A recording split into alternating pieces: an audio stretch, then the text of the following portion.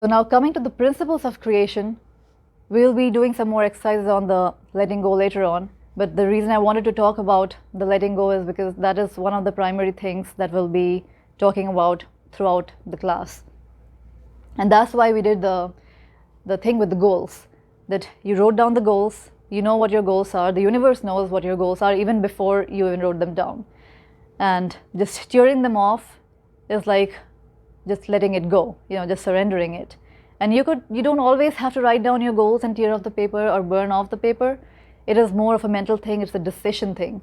That is just a ritual. Sometimes the ritual helps, but you don't always have to do it in a ritualistic manner. You can do it more in an internal manner too. And it's really just, I did that ritual just to create an experience, and just a physical experience of letting go. It could be you burning up the paper, it could be anything. So unless you really let go, you're not really allowing the universe to come in and create the space for things to happen. So one of the primary laws, apart from the law of attraction, we have all heard about the law of attraction many, many times. It has been spoken about so much.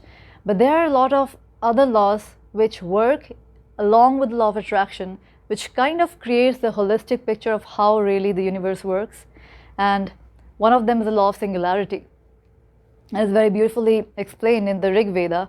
The Rig Veda is one of the Vedas, one of the 4 Vedas. If you have heard about the 4 Vedas of ancient India, they're the 4 scriptures which is said that thousands of years ago, sages, when they were in deep meditation, the information or the knowledge that they received during those prolonged periods of deep meditation, all that knowledge is written down in the 4 Vedas, which are the Rig Veda, the Sama Veda, the 𝐤𝐽𝐽 and all these Vedas, they deal with different aspects of the human life.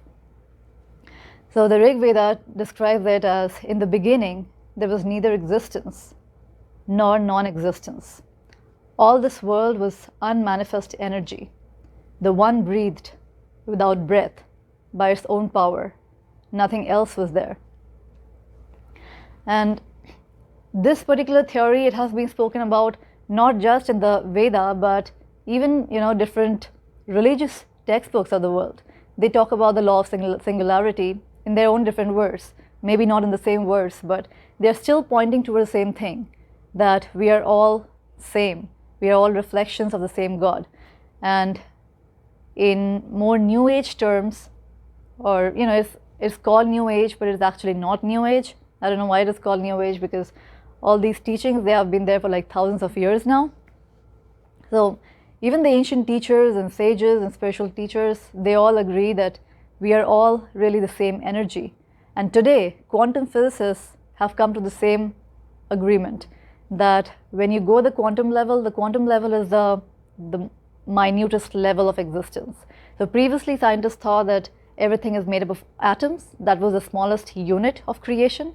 But quantum physicists actually prove that the atom is not the smallest unit of creation. The smallest unit of creation is actually a quanta, or it's a photon, basically it's light energy.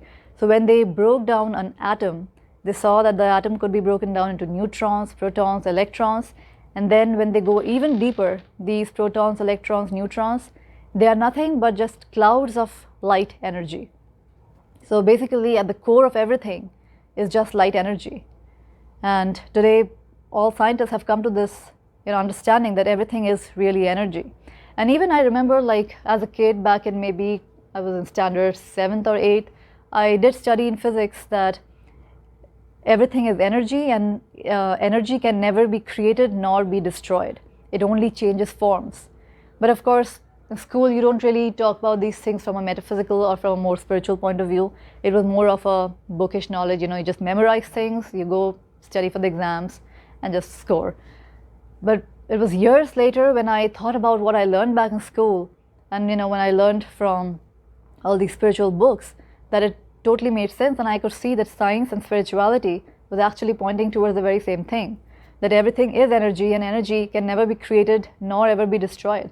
That's what it's saying, that in the beginning there was neither existence nor non-existence. All this world was unmanifest energy.